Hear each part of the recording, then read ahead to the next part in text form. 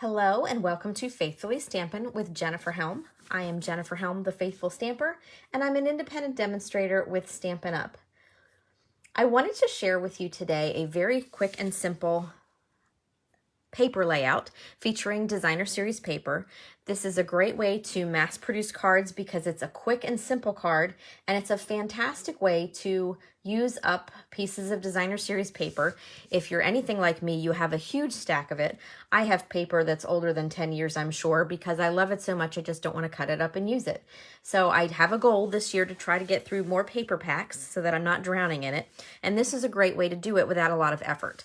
So this is our quick and simple designer series paper layout. And I just want to share really quick with you that Stampin' Up! Is debuting a new catalog tomorrow, which is January the 7th. So this is our spring mini catalog. This runs through April of this year. It's always exciting to have new and fresh stamp sets and ideas to work with. And we also have our celebration incentive going on right now, and this is from tomorrow through the end of February. And this is a special brochure where for every $60 or $120 you spend, you get to pick an item from this specific booklet for free. And so there's stamp sets, there's designer series paper, there's ribbon and sequins, and you're going to see some of those items on this video today. So I wanted to share this with you. You can check everything out at thefaithfulstamper.stampinup.net, or if you don't have a demonstrator you're currently working with and you like to have a paper copy like me that you can drool over, please feel free to comment and I will be happy to get in touch with you, get your address, and get you a paper copy of the catalog. So let's get crafting. So our card today features the terrific toadstool bundle, and also the celebration item that coordinates with it, which is our Toadstool Gardens 6x6 designer series paper. So this is a 48 sheet pack of paper that is free with a $60 purchase. So you can get the stamp set and punch bundle that you'll see shortly, maybe add something to it to hit the $60 mark, and then you could pick up the paper for free. And this paper and stamp set were one of my favorite items in the new catalog when I saw them, so I knew they were going to be first on my list. So let's go ahead and get started, and I'll show you how to make this. We are going to start with a card base, and this is fresh freesia. This is 11 inches by 4 1/4, scored down the middle at 5 1/2. This is what I call the hot dog card base style because it's long and skinny. We also have the hamburger style, which is basically cutting a sheet of cardstock the other direction. So it's 8 1/2 by 5 1/2, and you score it at 4 1/4. There is no right way or wrong way, no specific card base you need for this. Just pick your favorite and go with that. I kind of was feeling a little different and decided to do the hot dog style today. My fold's going to go on the top. So this is fresh freesia, in case I didn't mention that, and we're going to fold it, and I'll just set this aside for a minute while we work on the next step. And that next step is to take a card layer. This is Granny Green, and it is 5 inches tall by 3 1/4 inches wide. Now this design, I mostly copied from a fellow demonstrator. We have a saying around Stamping Up: we copy and share everything, or case everything. We always share ideas with each other. And so this was from Julie Baca of Sunny Day Stamping. I just changed this particular measurement a little bit to make it a little bit bigger. I like having a wider border, but I will show you a sample in a little bit with a narrower border in case you want to go with Julie's original measurements for this particular piece. But mine is 5 by 3 1/4. To this, we are going to add some designer series paper. So I took some of that Toadstool Gardens designer series paper, and I have 2 pieces that are 1 1/2 inches wide by 3 inches tall, and then I have 2 pieces that are 1 1/2 inches wide by 1 3/4 inches tall. And what I'm going to do is take a look at them and decide which of these panels I want at the top. And I think I want this snail to be a focal point at the top corner. And then, so I'll slide that panel down, and then I'm just going to fill in with these 2 smaller pieces. So what I'm going to do is I'm just going to kind of arrange them in place. I'm not gluing anything down yet because I like to fidget and fuss and make sure things are as lined up as possible. And so what you can do is make sure you have a small border, and I try to keep it even on the top and sides. That's why I fidget and fuss. And so we're just about right here, I think. Now, if you're super talented, and Julie was very talented at this, you can hold your pieces all together, pull out one at a time, put glue on them, and put them back. I can't do it. Every time I move, now look, they didn't move just because I said I can't do it. But normally when I move my hands away, all the pieces move, and then I have to fidget and fuss some more, and I just didn't feel like being here all day. So if that works for you, do it. But I'm going to show you kind of what I do. It also helps that I've made a few of these cards, so you might be able to do this once you get the hang of it as well. So I kind of have my idea in place for where I want my paper to be. So I'm going to take one panel out. See, I just moved that one. But I kind of have in my mind where I want this panel to go back. So if I move everything else, it's okay. But I can kind of eyeball it, make sure before I put it completely down that my borders are straight. Now I'm going to move these out of the way because I've got this one piece anchored. Now, I work well with a tape runner. Some people prefer liquid glue for things like this because you have a little more flexibility to put it down and move it around if you've got it a little bit off. I didn't feel like getting glue all over my hands this evening, so that's why I'm opting for the tape runner route. Glue and I don't get along. I guess I wasn't very good with it as a child either. So I'm just going to put more adhesive on the back and just line these up. So you'll have one long, one short. And then you're just going to fit the pieces together like a puzzle. So this one will nestle right in. Sometimes what I'll do is I'll turn it sideways so I can kind of get a better visual. Up to you. And just be mindful with your designer series paper. If you have a directional print, make sure you're cutting in the appropriate direction. I will show you some cards a little bit later that give you another option for this card. But here I went with 1.5 wide and 3 tall and made sure my designer series paper worked in that direction. So now that my panel is finished, we're going to put this on the card front. It is up to you. You can attach it flat, or you could pop this up with dimensionals. Woo! Completely spun my name here. Put that back. So I'm just going to center. If you wanted, you could add another layer. It would have to have a narrow border, but you could add another layer of cardstock if you so chose to give you a different look. All right, so now we're going to embellish the front of the card a little bit. So to start, I'm going to bring over my Stampin' Pierce mat. This is a fantastic tool, and it's great for using with photopolymer stamps, which are the clear stamps, so that you get a nice cushion and impression with your stamp. The red rubber cling stamps we have built-in foam, so you don't really need this, but for these stamps, I definitely want to have a good impression. So I'm going to use Melon Mambo ink, and here's a quick peek at that terrific Toadstools stamp set. I just love it. For some reason, the mushrooms make me happy. I don't like to eat mushrooms, but I could look at mushrooms and play with stamps all day long. So I'm using the You Are Magical words with the Melon Mambo ink. This is a strip of soft seafoam, which is 1/2 inch tall by I think 2 1/4. I measured it out so it would just fit my sentiment here. So there we go. And I wanted to share with you, in case you're not familiar with photopolymer stamps, they do tend to pick up red or pink ink. So even after I clean it, it's still going to have a pink hue to it. It's okay. I could stamp in yellow or a light color and stamp it on the paper and you would not see any pink.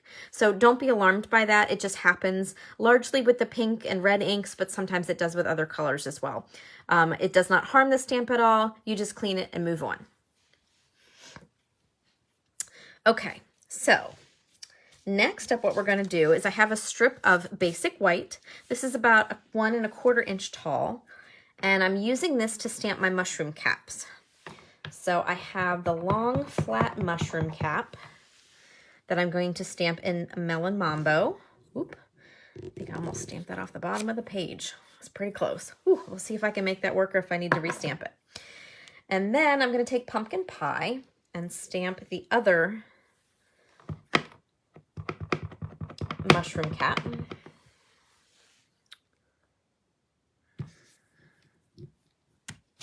Just a little firm pressure gives me a good impression. And you can see just by stamping, I took a lot of that pumpkin pie ink off, and it's not holding so much as that Melon Mambo does.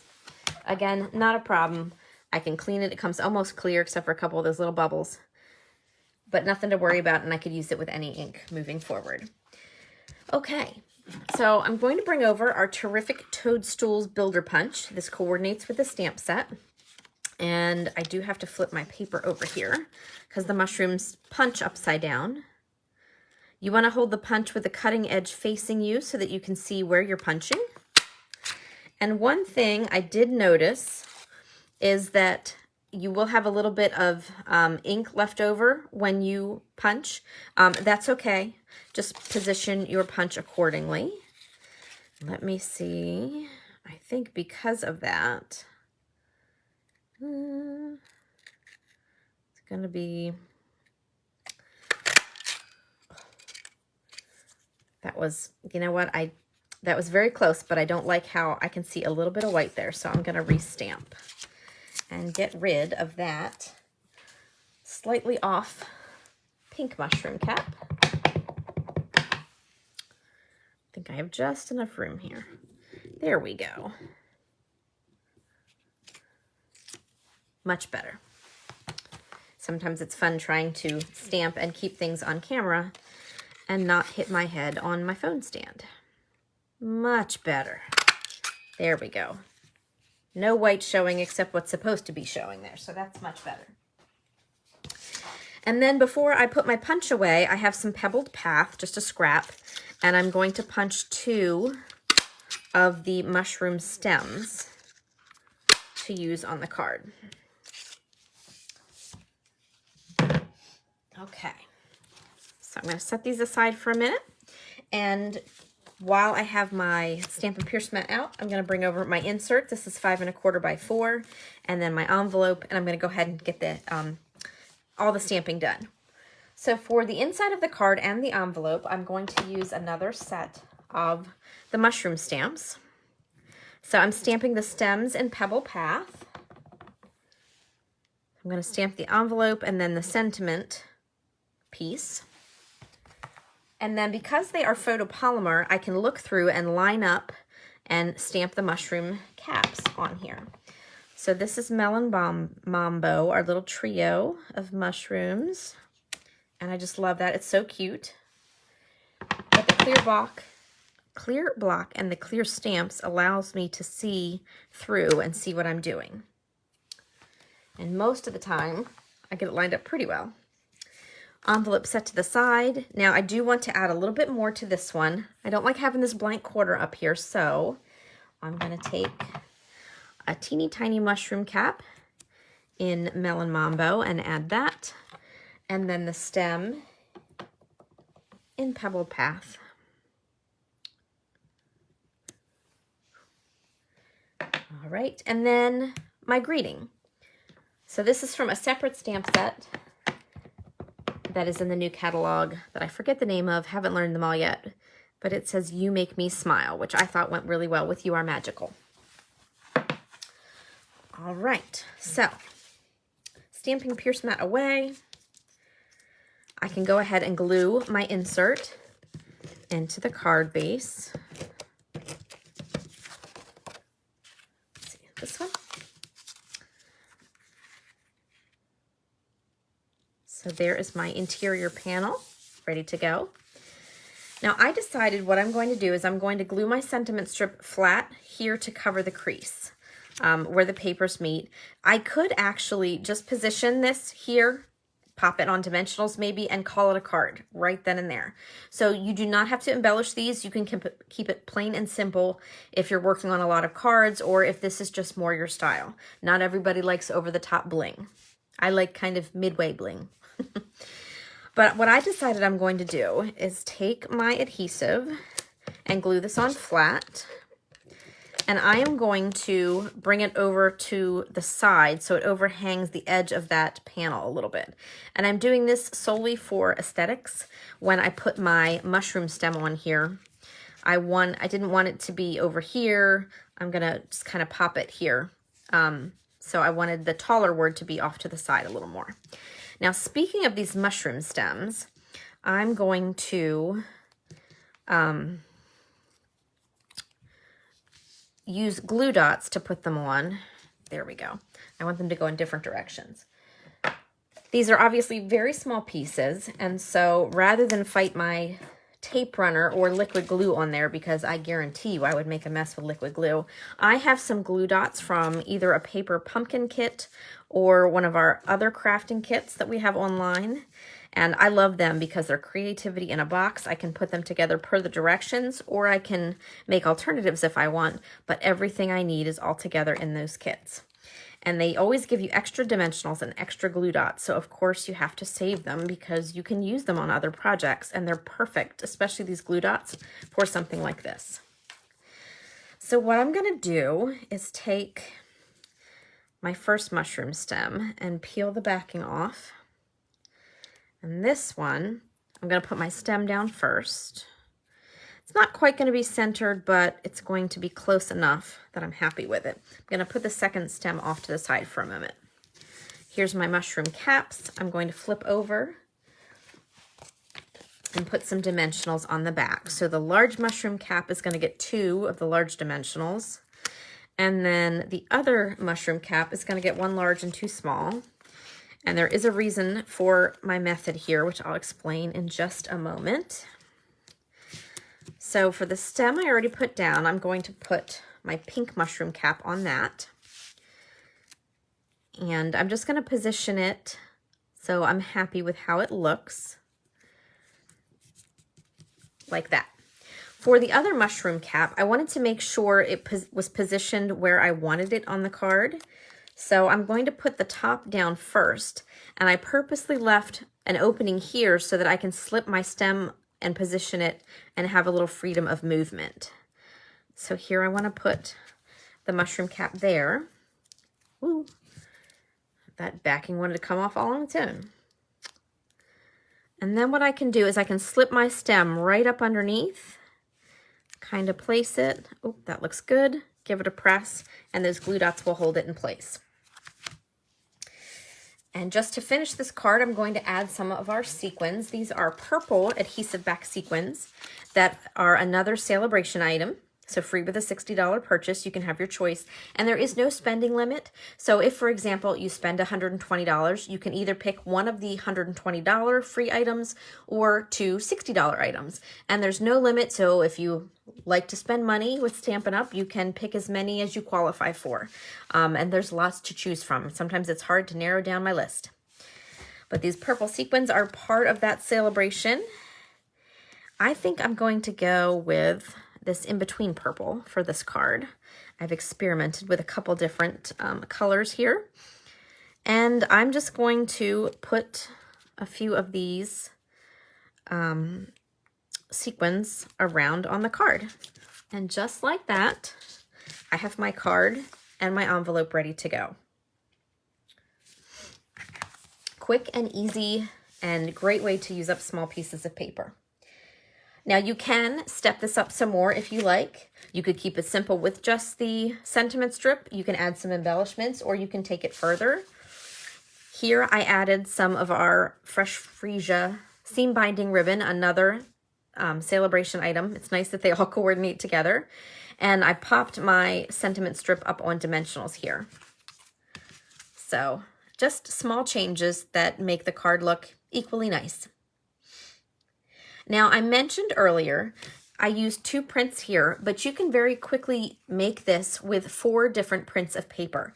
It's sort of like a stack and shuffle technique. So if you want, what you can do, and I made a little template, so in case you want to get your camera out, you could take a picture.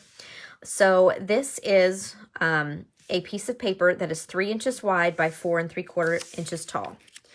And it will create 4 pieces of DSP, the 4 strips, and you want 4 pieces of coordinating DSP to do this with. But if you take them, cut them to 3 by 4 3/4, stack them up, and you can either, if you've got a super duper paper cutter, you can do all 4 at once, or I did 2 at a time just to make sure I had nice clean cuts. But what I did first was I took the 4 pieces of paper and I cut them down the middle. So I created 2 strips that were 1.5 inches by 4 3/4. And then I cut each set of strips at 3 inches, and that gave me the 4 pieces from each of the 4 pieces of paper. And then I just shuffled them around and put them on cards. And I'm going to show you right now. I didn't get the chance to finish the cards, but I have the 4 pieces of Designer Series paper in 4 different cards. Let me see if I can get them all on camera at the same time. And I wanted to show you, you can angle this panel on the front of the card if you like. But you can see here I've got 2 large pieces and 2 small pieces. And I just made sure that each card had 1 of each piece of the Designer Series paper and arranged it so I was happy. And now I can go back and play with my sentiment strips and my focal card. And it really was simple to do just by making those simple straight cuts. Now, I did mention that Julie's original measurements were just a little different than mine. I used the 5 by 3 1/4, and she used 4 7/8 tall by 3 1/8. It gives a very narrow border, and if you look closely, you can tell mine is not straight. I fought and fought and fought with this some more. So I said, you know what, I'm going to see if I like it with a bigger border, and I did, so I went with that. So you can use the narrower border if you like, or use the measurements that I provided with the slightly larger one. But you can see here, quick and simple again. Here I added a sentiment strip and then another embellishment at the kind of junctures where the papers met. And if you're using an all-around print, it's very simple to change the orientation. For example, here I just turned the card sideways. So I have a horizontal version as well as the vertical version. Now, if you want to make this kind of card with the horizontal and you have directional paper, just cut it instead of the 1.5 inch wide strips. You want it to be 3 inches wide and then the 1.5 tall, and then adjust the other dimensions accordingly. So just keep that in mind. I always hate it when I go to cut a card and I cut the paper crooked, because then I have to make another card. But it's very simple with this card and the straight cuts to change the dimensions if you are inclined to do so. And then it's also simple to change up the look of the card basically by just changing the cardstock. So here, these are white with Melon Mambo. This is from our Hearts of Elegance online exclusive set, so you can check that out at my website if you're inclined to do so. But I took one of the red papers in the same set and backed it. Instead of on white, I used Real Red and Cherry Cobbler. And so this really kind of pops with color. Same concept, just different look because of the colored cardstock versus the white cardstock. Now, I did make some non-traditional Valentines as well with another one of our online exclusives. This is our Awesome Otters, or Otterly Awesome it is actually. So here I used some print paper. I die cut one of the pieces out of the paper and stamped directly on the card. We're cute together, added a little bling. And then inside, love you lots. And then for the second card, I used a different set of otters. I fussy cut this one, added the banner for Love You Lots on the front, and created a non-traditional Valentine card. So you have a lot of options. You can keep it simple, you can step it up. And if you're thinking, okay, that's great, but I use all my paper, I don't have stacks of Designer Series paper around, that's okay. Because you could either stamp tone on tone and create different looks to your paper, or you can use plain cardstock and emboss it. So this is another one of our celebration items. This is another one that caught my eye really quick. This is our Friendly Seagulls. And what I did was I used plain cardstock. I stamped the seagulls, colored them in. Then I glued my panels, so that this is Pool Party and Pretty Peacock. And then I took this whole thing before I added these extras and ran it through an embossing folder. So this is our Soft Waves 3D embossing folder. So a nice swirl. It kind of just brings everything together. Then I attached that to the card with dimensionals, and I added the I love you more than French fries, and I fussy cut the little pack of fries and put that on there as well. I love this little guy with the little wink and the French fries in his mouth. We all know seagulls at the beach, right? They go crazy for any kind of crumb. These little gems are from the Ocean Friends set, which is another one of our new items, and I'm sure you'll see in another video. But just a fun card and no DSP at all on this one. So I hope you enjoyed learning this quick and easy DSP card technique. If you are not already subscribed to the page, I would love you to click the button and subscribe. I'd love to have you here as part of the community. You can click the notification bell and be notified each time a video is posted here on the page. If you are a Facebook fan, you can find me there as The Faithful Stamper. I do weekly videos. I share lots of incentives or specials that Stampin' Up! Offers there, and I have other promotions and contests there that I run myself. So I'd be happy to have you there on the page as well. Thank you so much for watching. Take care and happy crafting.